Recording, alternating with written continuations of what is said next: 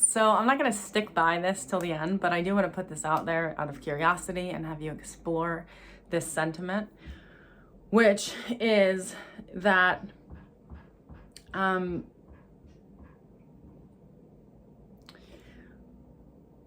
I worked once, and I was this person before, who would call 50 different people and ask them all the exact same question. And then I would get off the phone and go to somebody else and be like, well, what do you think about this? Then I would get off the phone and go to somebody else and go, well, what do you think? Let me just say that melting pot of opinions never really led me to an answer. And I have worked with people who, and I don't believe in gurus per se. I mean, maybe I do actually. It's a weird thing to say at this point, understanding a lot more of the surrender to be willing to follow, right? Like there is something very particular about a willingness to surrender to something that is not yourself, hence not your own ego, right? So the ability to surrender to another human being is connection. Ideally, you're doing it in a safe, contained way.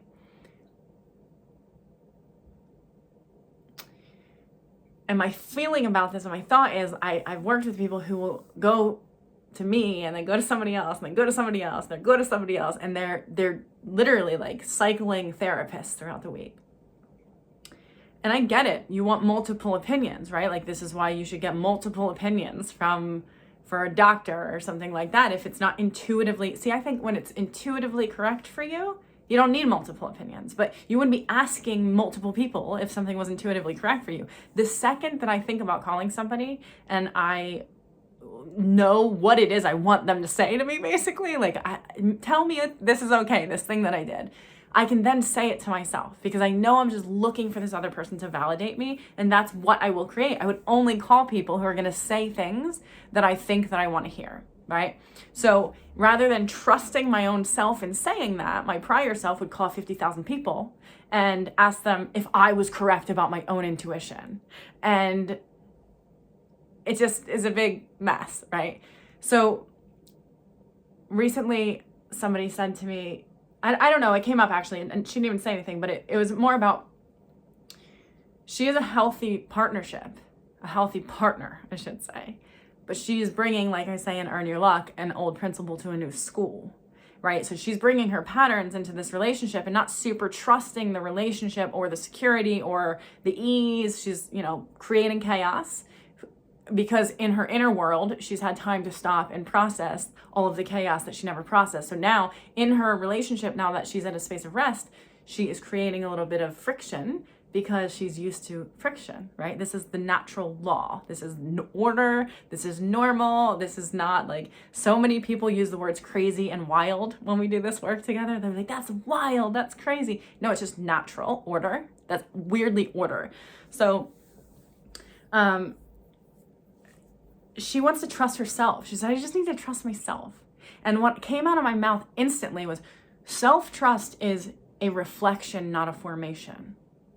And I'm going to say, I'm not going to back this up. This isn't like up for debate necessarily, but if it works, use it. And it made a whole lot of sense to me when it came out of my mouth, because it was like source saying to me, self-trust is not activated without reflecting the trust of something coming in at you. So my suggestion for this person was like, I even actually one time said to one of the people that I worked with who works with multiple people, I said, find one and trust them enough to stick to their opinion, even for 2 weeks, just for 2 weeks, adopt their program, like truly actually adopt their program. No rebuttals, no but, or you're wrong, or what about this other person? She said this. And it was a big no, which is funny, right? She was like, why would I do that? I'm not going to do that. I'm not going to trust somebody. But you can't trust yourself without having that mirror in your life that can hold the frequency of trust for you. Because if you're a person who's never had an other to trust and you're trying to walk around and be like, I did this all myself, look at me. Nobody does it all themselves, right? Like you might have had abusive parents, crazy parents, insane caregivers, whatever. You still didn't do it yourself, right? You were supported. I was supported. We are supported. Somehow I'm here talking to you and you're watching this, right? We have been supported up until this point, even though it's been really hard. Sometimes, and I found myself saying this to somebody the other day, right doesn't always mean easy, right? If it feels right, that's actually a weirdly more important indicator than the sense of ease, because it feeling right naturally makes things feel easier, obviously. But my point is, you have to find somebody who you actually trust and trust them.